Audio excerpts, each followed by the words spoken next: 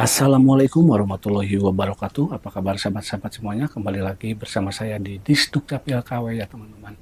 Kali ini saya akan berbagi bagaimana caranya untuk membuat kartu keluarga secara online teman-teman.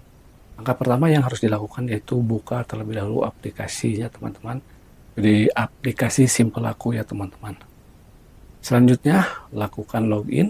Apabila belum mendaftar silahkan lakukan pendaftaran teman-teman. Oke, saya akan login terlebih dahulu ya teman-teman.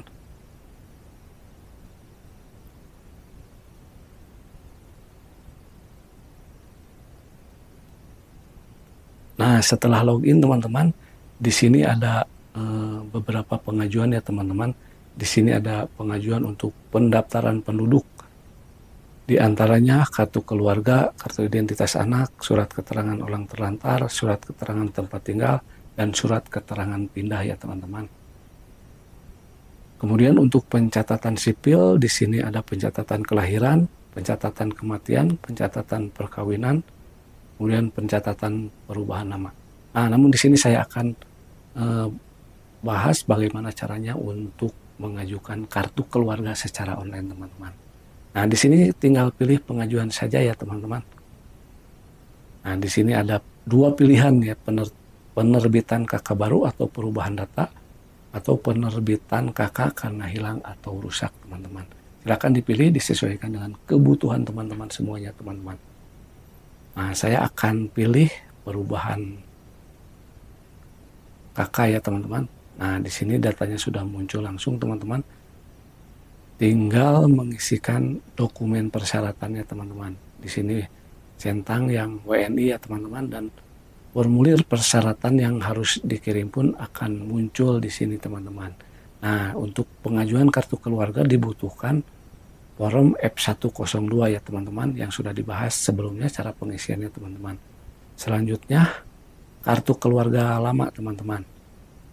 Dan yang ketiga KTP elektronik suami, kemudian yang keempat KTP elektronik istri.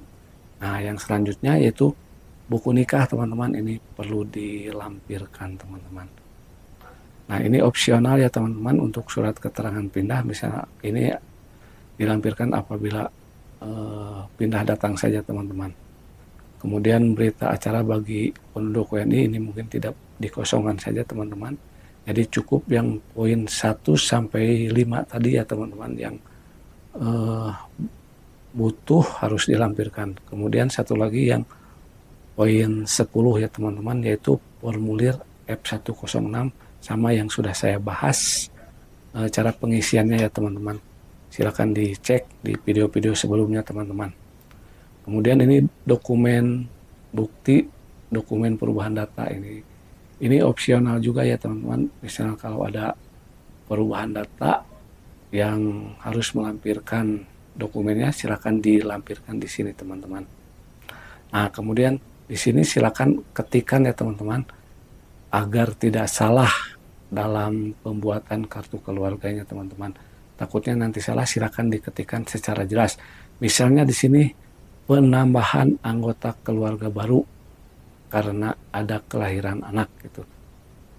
Nah, itu kemudian nah ini dicetak mandiri teman-teman, dan setelah itu setujui. Dengan ini menyatakan bahwa data yang saya kirimkan adalah valid ya teman-teman. Kemudian tinggal selanjutnya ya teman-teman. Setelah selanjutnya mungkin nanti akan diarahkan untuk mengisi data anggota keluarga yang ditambahkan tadi. Misalnya tadi kelahiran anak baru. Nah, datanya itu dimasukkan dulu ya teman-teman.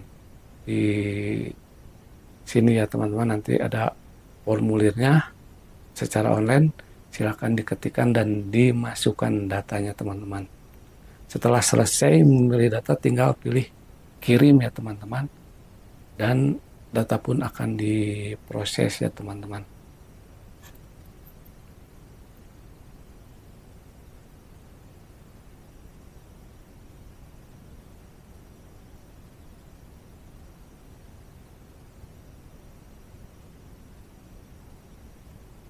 Nah teman-teman, Seperti ini ya teman-teman, pengajuannya teman-teman.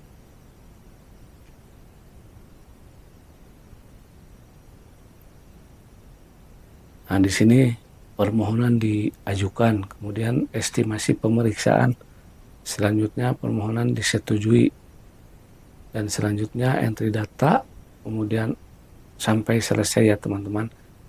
Di sini tinggal download saja dokumennya ya teman-teman di sini ya teman-teman. Kemudian isi survei apabila teman-teman ingin mengisinya ya teman-teman. Nah, itu tadi cara untuk membuat kartu keluarga secara online ya teman-teman. Semoga bermanfaat.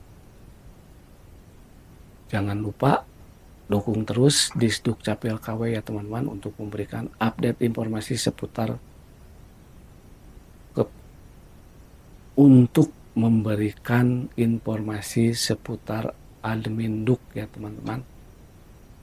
Mungkin itu saja untuk pembahasan kali ini teman-teman.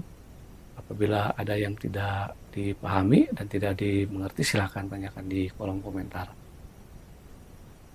Terima kasih teman-teman.